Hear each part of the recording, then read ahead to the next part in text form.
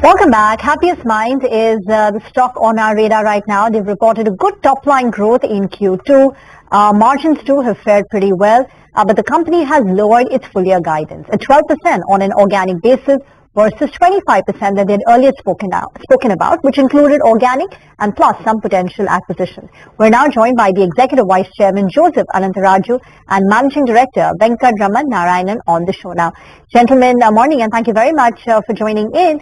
Venkat, explain this guidance cut. I know you don't distinguish between organic and inorganic, but this 12% organic revenue growth, what was your earlier expectation when you started the year? What would have been the contribution of organic growth?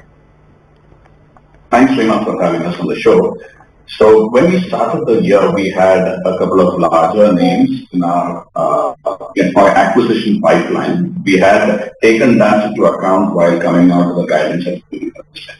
So yes, the back of the envelope calculation today suggests that we had taken between 15 to 20% on organic growth while taking the balance 5% coming in from acquisition. So that was the structure of the 25%. We started the year and we were progressing reasonably well on that. But, over the last 6 months, the organic bit of the business has been facing some bit of, headwinds, which is quite clear looking at all the other IT companies in the results and even what we see in the market. So basis that we came back and took a hard look at our Q3, Q4. That's the basis on which we are now saying that our organic growth would be about 12%, while if we do any acquisition, that will be in addition to the 12%. So we have distinction now.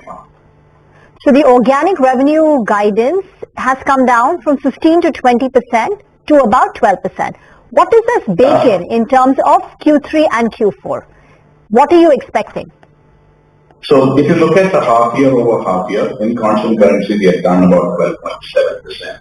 So we have to do a similar kind of repeat over Q3 and Q4 to meet that number of 12% that we have out there.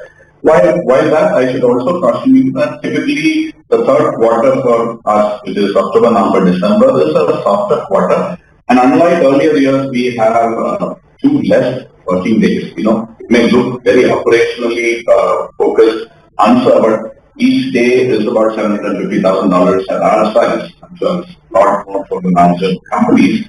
So it is very important that we manage the work days to make sure that we are able to bill and we are able to do the work and go at the same time with this slight limitation in Q3 of this year. So it's taking into account these operational things, the customer discussions that are happening, we come out with this number of 5% for the year. Okay, got that. 12% organic revenue growth for the year. Gentlemen, good morning and thanks a lot for joining us. Mr. Anantharaju, if I can come to you now, could you also take us through where things stand on the M&A front? Because when we spoke to you last month in September, you did mention that there are a couple of companies in the pipeline. So where do things stand now? Is there any progress on that? So we continue to be engaged with these 2 companies, and as you know, any acquisition is binary in nature. Either you close it or you don't close it, and with one of them at least there's been some interest and we've been going back and forth, but it's never done till it's you inked it and you've closed it out. So we are quite hopeful that we'll be able to get something done, but this is a conversation that's continuing. We also have, we've continued to engage with other acquisition candidates beyond the couple that we talked about in September. And, we've been reviewing and having discussions with them, going over doing evaluation of their strategy and their financials. So that's also an activity that's going on. And so how many are you engaging with right now?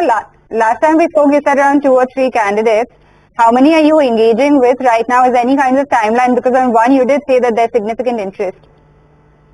So, again, timeline, I don't want to commit because it just depends on both sides being able to come together. We still have 2, 3, good candidates in the pipeline. We churned a couple out and we've added a couple in the last 2 months since we spoke. we're quite cautiously optimistic that we'd be able to get something done.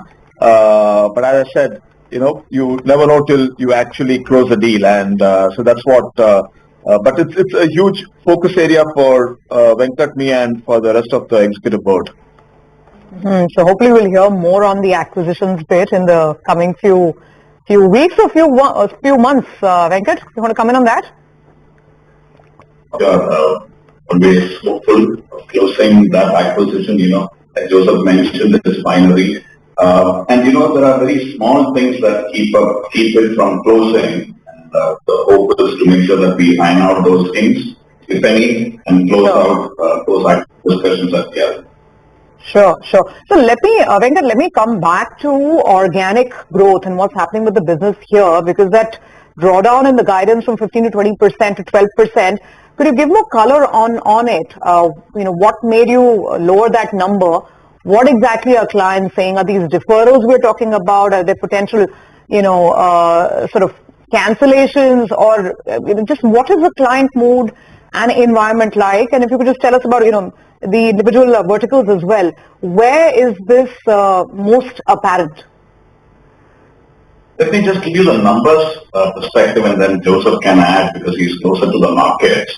So we did 3.3 in quarter one, 3.6 in quarter two. It's a similar kind of trend that we are expecting to do in Q3 and Q4, which will total up to the 12% that we have. It takes into account current contracts, current engagements, the new sign-ups that we have, and the pipeline that we have. As far as markets are concerned, we have signed up 7 new logos this quarter. We had 13 last quarter and 14 the quarter before that. So the sign-ups are happening. It's just that, the propensity to spend, or the velocity at which they're spending is slightly on the slower side. The commitment is there, but you have to really sign a check and move forward. That's what's, I think, happening when I look at contract closures or sign-ups to revenues that are really. While Joseph will tell us more about the market trend, there is no cancellation, there is no pushback on rates or any of those, or even asking for discounts, which were there and here and there during COVID times, but none of that is in our current set of customers as we speak. Joseph, you want to add to that? Yeah, just to add a little bit more color to the demand and market conditions. At a broad level, what at least we are seeing is that customers still are intent, or they need to invest in their digital initiatives, and it's a matter of timing because they either needed to stay abreast of competition or differentiate, and in some cases also do cost optimization or save cost. And so given this, the other trend that we are also seeing is that many of our customers are starting their engagement with a discovery or consulting exercise to get a better sense of what are the different use cases that they would be able to implement and what kind of benefits that it would give them. And unlike in the past where they would either take all of these use cases and implement them or take most of them, they're breaking this up, and in many cases there's a gap between the discovery phase and the implementation phase. Also, breaking it up into smaller components and doing it in a sequential manner, which is elongating the sales cycle and the revenue actualization. And that's one of the reasons why we took a step back, in the last month or two, and said that the pace at which, even though we are closing new logos, the pace at which we would be able to book revenues would be slower than what we thought. And that's the reason why, we had to relook our guidance. The other point that I just wanted to mention out here, one of the things, positives that we are seeing is that cutting across all verticals, we are seeing heavy interest in adopting GenAI as a way to either optimize current processes or to look at how to generate new streams of revenue. And that's the reason why we announced the formation of the Gen AI business unit.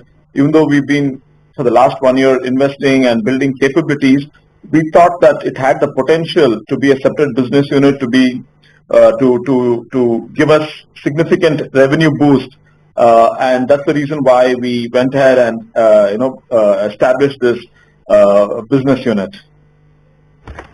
Would have loved to chat with you some more, Joseph and Venkat, on what you expect from Gen AI in terms of revenue accretion. But out of time on Trading Hour. Thank you very much for joining in, and wish you all the very best. Well, that's happiest minds for you. Expect Q3 and Q4 to be similar to the first half of the year, which is where the company had delivered about a 3.5% top line growth. Out of time on Trading Hour from the entire team. Thank you for watching.